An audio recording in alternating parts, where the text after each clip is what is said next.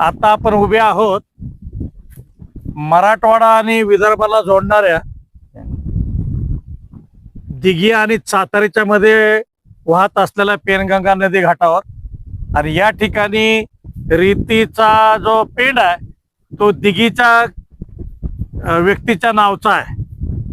तर मध्ये बातम्या प्रकाशित झाल्या होत्या की पेंड दिघीचा आणि विदर्भातून रीती वहन होत आहे, विदर्भातली रीती चोरी जात आहे, अशा पद्धतीच्या बातम्या काही वर्तमानपत्रातून आलेल्या होत्या।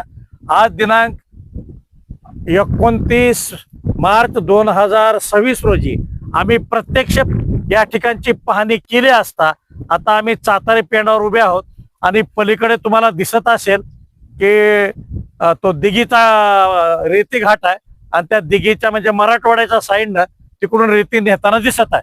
तर आपण त्या ठिकाणचे जे वहन करणारे कार्यकर्ते आहेत दिघीचे त्यांना आपण विचारूया की तुम्ही मराठवाड्यातून रेती वहन करत आहात का सध्या? हो, मराठवाड्यातून चालू आहे।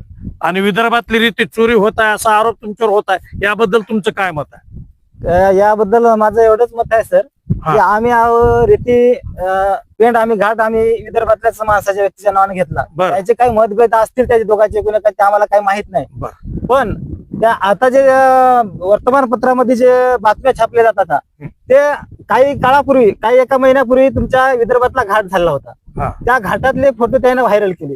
त्याने काय केलं त्याच्याच रेती उचललेली त्यानं विदर्भातली उचललेली, ते आमचं लोकेशन नाही, ते आमच्या मराठवाड्यातलं लोकेशन नाही, आमचा आणि त्याच्या पेंडाचा काही संबंध नाही। पण त्याचं एवढंच मत झालं की बाबा तुम्ही आमच्या विदर्भामध्ये रेती कशी काय विकू शकता, असं त्याचं मत होतं। तर आम्ही मराठवाड्यातली रेती तुम्ही आमच्या विदर्भामध्ये का विकू शकता? तर त्याला म्हणलं बा आम्हाला सांगितलं की बा महाराष्ट्रात कुठेही रेती विकता येते, ज्यावेळेस तुम्ही शासनाकडून परवानगी घेतली त्यावेळेस तुम्ही मराठवाड्यातली रेती तुम्ही विदर्भात आणून टाकू शकता।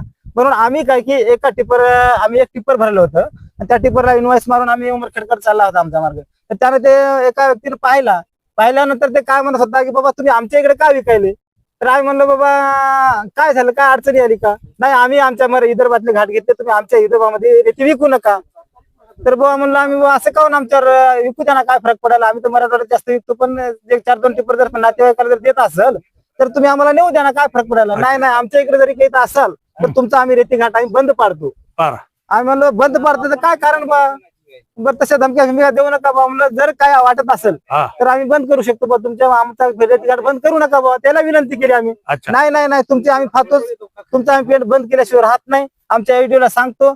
अबो काय सांगता, आम्ही कालच पेंट सुरू केला, आमचं काय आम्ही काय केलं बा? सगळं रेकॉर्ड बरोबर आहे, रेकॉर्ड बरोबर आहे, तुमच्याकडे रॉयल्टी आहे? हो, रॉयल्टी आहे। आणि तुम्ही मराठवाड्याच्या तुमच्या साईडनं रेती सध्या उत्खनन आणि वहन करत आहात? हो सर। म्हणजे तुमच्यावर जो आरोप आहे की तुम्ही जरी विदर्भातली रेती तुम्ही येऊन विदर्भात विकत आहात, तर या आरोपाबद्दल तुमचं म्हणणं काय? आमचं म्हणणं एवढंच आहे आमच्यावर असा अन्याय करू नये।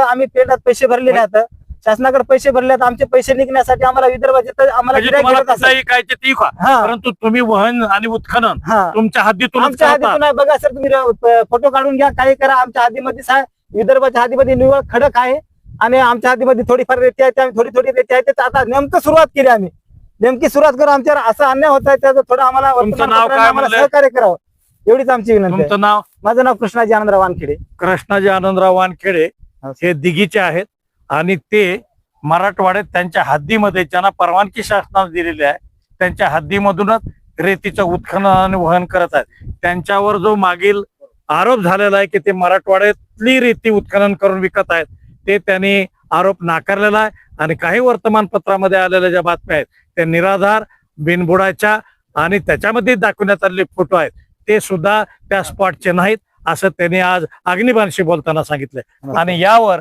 उमरखेडचे तहसीलदार, उपविभागीय अधिकारी मुळे यांनी तातडीने लक्ष देऊन हे जे रेती घाटावर जो एकमेकावर जो आरोप प्रत्यारोप होत आहे त्याची शहानिशा करून योग्य ती कारवाई करावी अशी हे कृष्णाजी आनंदराव वानखेडे यांची मागणी आहे आणि त्यांनी ती मागणी अग्निबाणच्या माध्यमातून आज व्यक्त केली आहे। पुन्हा भेटूया आपण नव्या विषयात, तोपर्यंत नमस्कार।